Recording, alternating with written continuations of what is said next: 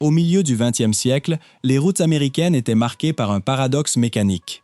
Tandis que les concurrents se livraient à une course effrénée pour ajouter toujours plus de rapports à leur transmission, passant de 5 à 10, puis 12 et enfin 18 vitesses, un constructeur se distinguait, s'accrochant obstinément à une philosophie plus simple. Mack Trucks, grâce à ses légendaires moteurs Thermodyn et à ses transmissions exclusives, a réalisé ce que les ingénieurs considéraient autrefois comme impossible: la capacité de transporter des charges utiles massives de plusieurs tonnes sur des milliers de kilomètres avec seulement 5 vitesses avant. Il ne s'agissait pas d'une limitation due à un manque de moyens technologiques, mais d'un choix délibéré, dicté par l'architecture unique des moteurs diesel à couple élevé et à bas régime. Pour comprendre pourquoi 5 vitesses suffisaient, il faut d'abord dépasser l'obsession moderne du nombre de rapports et examiner la relation fondamentale entre le couple, le régime moteur et le rapport de levier. L'ère des 5 vitesses était définie par une harmonie mécanique particulière. Les premiers moteurs pour poids lourds, notamment ceux développés par Mack dans les années 1940 et 1950, fonctionnaient dans une plage de puissance très étroite. Contrairement aux moteurs modernes qui montent en régime à des vitesses vertigineuses pour développer leur puissance, le Mack Thermodyn était conçu pour la force brute. Il était destiné à produire son couple maximal à un régime moteur remarquablement bas. Cette distinction est cruciale dans le domaine du transport lourd. Le couple est la force de rotation qui met en mouvement une charge lourde à partir de l'arrêt.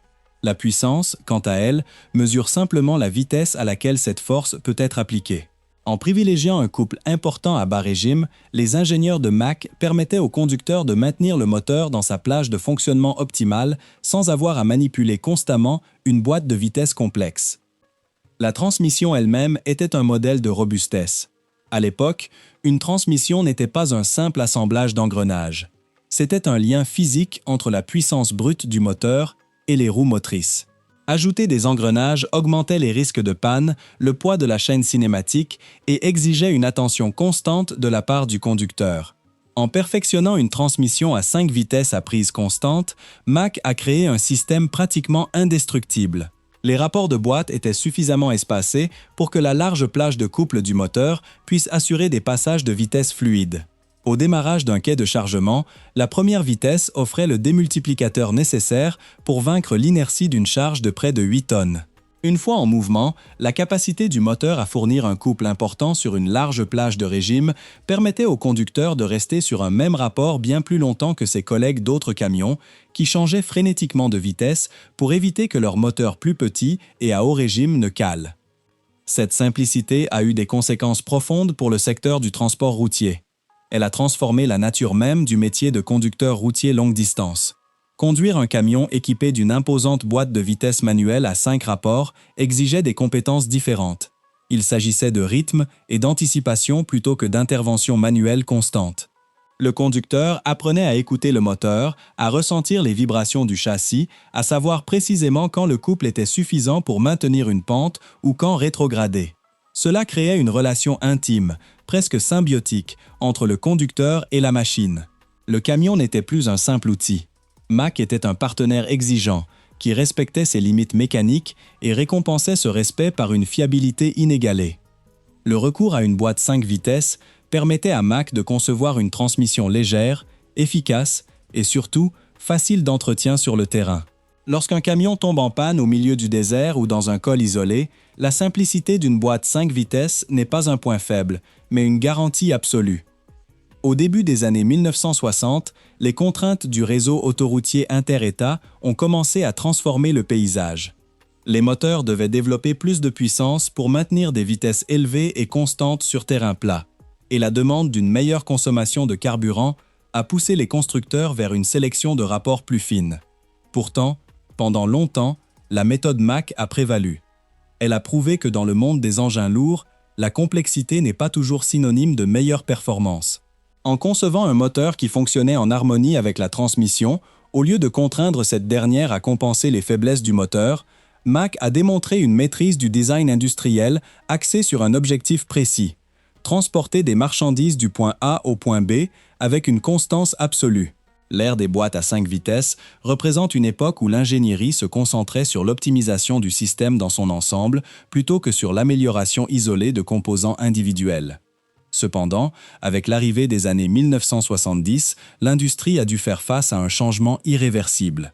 L'adoption de limitations de vitesse fédérales plus strictes et la demande croissante de vitesses moyennes plus élevées pour le transport en commun ont imposé de nouvelles contraintes aux poids lourds. Alors que le système à 5 vitesses excellait dans les transports soutenus et intensifs, en traction, le camion peinait à maintenir une vitesse élevée et un rendement optimal sur terrain varié. L'écart physique entre les rapports, bien que compensé par la puissance du moteur thermodynamique, commençait à montrer ses limites. Si le régime moteur chutait trop en dessous de sa plage de couple optimale, le temps de récupération était long, provoquant le phénomène de calage redouté par les conducteurs dans les longues et fortes pentes. Ceci imposa une refonte complète de la conception des poids lourds américains. Les constructeurs comprirent que pour maintenir des vitesses de croisière plus élevées sans compromettre la longévité du moteur, il fallait le faire tourner dans une plage plus étroite et plus efficace. Cela nécessita l'adoption de transmissions à plusieurs rapports. L'ajout de boîtes de vitesse à plusieurs rapports et de sélecteurs de gamme permettait de diviser les 5 rapports en 10, 13 ou 18 rapports plus courts et plus faciles à gérer. L'abandon de la boîte 5 vitesses emblématique n'était pas uniquement motivé par la vitesse. C'était une réponse à l'évolution du coût du carburant. Avec la hausse des prix, le luxe de laisser le moteur tourner à bas régime sur une large plage de régime devint une option onéreuse. En utilisant davantage de rapports, les ingénieurs pouvaient garantir que le moteur reste dans sa plage de rendement optimale, que le camion gravisse un col des Rocheuses ou sillonne les plaines du Kansas. Cela transférait la responsabilité de la performance de la puissance brute du moteur à la capacité de la transmission à maintenir un fonctionnement parfaitement calibré. L'époque du conducteur-ingénieur, qui gérait la puissance en jouant sur les rapports, commença à décliner, remplacée par l'ère moderne des boîtes de vitesse manuelles automatisées et des passages de rapports pilotés par ordinateur. Avec le recul, l'héritage du Mac à 5 vitesses témoigne d'une philosophie industrielle particulière. C'était une époque où la machine était conçue pour être conduite par un humain qui comprenait les forces mécaniques en jeu. Ces camions n'avaient ni les capteurs électroniques, ni les systèmes complexes de contrôle des émissions, ni les aides à la conduite qui caractérisent les flottes modernes. Ils offraient plutôt la clarté d'une connexion directe entre le moteur et les pneus. La conception à 5 vitesses imposait une discipline de conduite qui, à bien des égards, a défini l'âge d'or du transport routier américain. Il fallait au conducteur anticiper son approche d'une côte, conserver son élan et respecter les limites mécaniques de la transmission. À cette époque, l'efficacité du camion était directement liée à l'habileté du conducteur. Aujourd'hui, face à l'industrie du transport de marchandises moderne et hautement automatisée, la boîte 5 vitesses du Mac nous rappelle ce que l'on perd lorsqu'on privilégie une efficacité absolue, assistée par ordinateur, à la simplicité mécanique.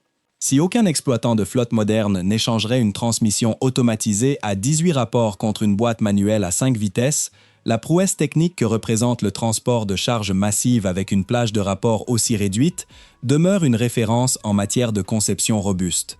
Elle a appris à toute une génération qu'avec un couple suffisant à bas régime et une transmission adaptée à la charge, il n'est pas toujours nécessaire de complexifier inutilement la transmission de la puissance.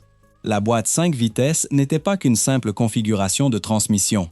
C'était une philosophie qui privilégiait la robustesse, la durabilité et un lien profond et authentique avec le métier de transporteur de marchandises. Alors que nous nous tournons vers l'avenir des transports, où les systèmes autonomes et les motorisations électriques promettent de redéfinir une fois de plus les règles du transport lourd, le souvenir de ces imposantes machines à 5 vitesses demeure un chapitre essentiel de l'histoire du génie des transports. Elle nous rappelle que la solution la plus efficace est souvent celle qui respecte les lois fondamentales de la physique et les propriétés des matériaux disponibles. Si vous avez apprécié cette analyse approfondie de l'évolution du génie des transports lourds, n'hésitez pas à cliquer sur « J'aime » et à vous abonner à la chaîne. Votre soutien nous permet de continuer à vous présenter l'histoire détaillée des machines qui ont bâti notre monde moderne.